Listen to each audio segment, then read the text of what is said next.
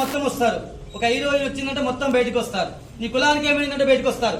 నీ ధర్మానికి అయినప్పుడు మీరు ఎందుకు బయటకు రావట్లేదు? ఈ ధర్మమే కదా మీకు ఆచారం ప్రధానం.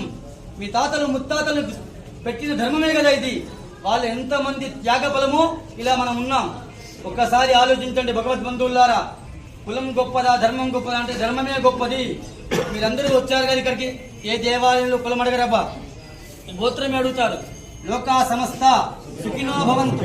175 దేశాల్లో ఒక భారతదేశంలో హిందూ ధర్మం మాత్రమే చెప్తుంది లోకా సమస్త సుఖినో భవంతు, సర్వే జనాః సుఖినో భవంతు.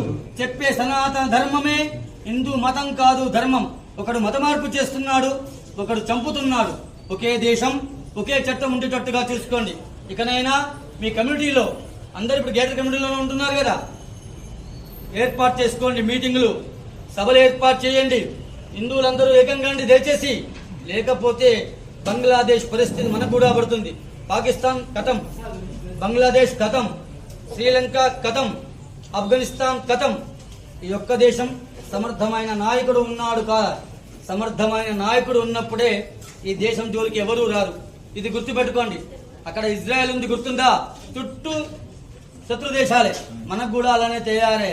భగవద్బంధువులారా, భావతరాల పిల్లల కోసం, చిన్న పిల్లల కోసం మనకేం కాదనుకోకండి.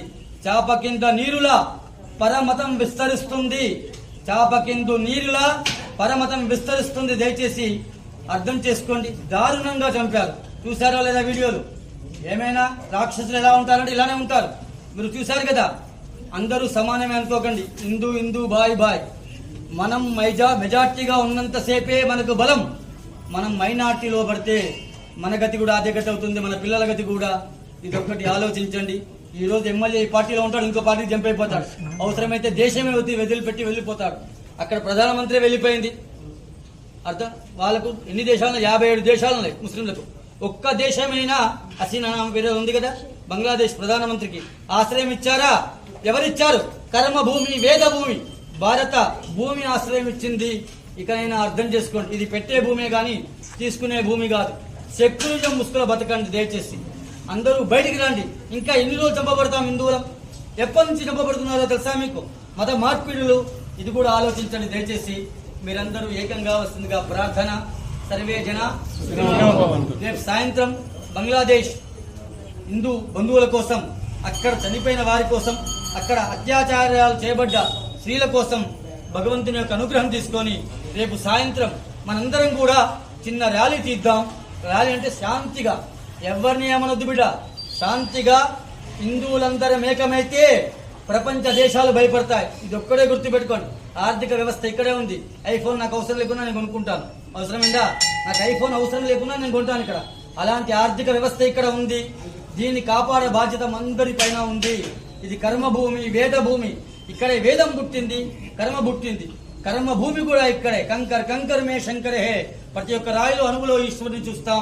మనం ఒక చిన్న అమ్మాయిని కుమారిగా పూజిస్తాం, బాలగా పూజిస్తాం, ముత్తేదు సువాసనగా పూజిస్తాం. ఈ ధర్మంలోనే ఉంది. మీరు 10 మందికి చెప్పండి మన ధర్మం గురించి. మీరు 10 మందిని తయారు చేయండి దయచేసి.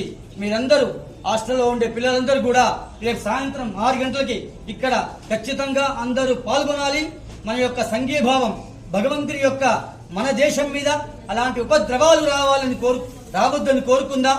అలాంటి దుష్ట శక్తులని సంహరించే శక్తిని మన ఆర్మీకి, మన జవాన్లకి, మన ప్రభుత్వానికి ఇవ్వాలని కోరుకుందాం. అందరం ఏకమై ఉందాం. భావితరాల పిల్లల కోసం మీరందరూ రావాల్సిందిగా ప్రార్థన. రేపు సాయంత్రం 6 గంటలకి మనమందరం కూడా దీపాలతో ర్యాలీ తీస్తున్నాం. భరత్ మాతా కీ జై, సనాతన ధర్మ కీ జై, జై శ్రీరామ్, హర హర మహాదేవ అనుకుంటూ ఇక్కడ నుంచి గాంధీ దగ్గరికి వెళ్లి ఆయన చిన్న విన్నవించుకుందాం. వారే కదా శాంతి శాంతి అని చెప్పి పాకిస్తాన్ ట్రైన్లో పంపించారు. వారికి చిన్న విన్నవించుకొని ఇకనైనా ఈ శాంతి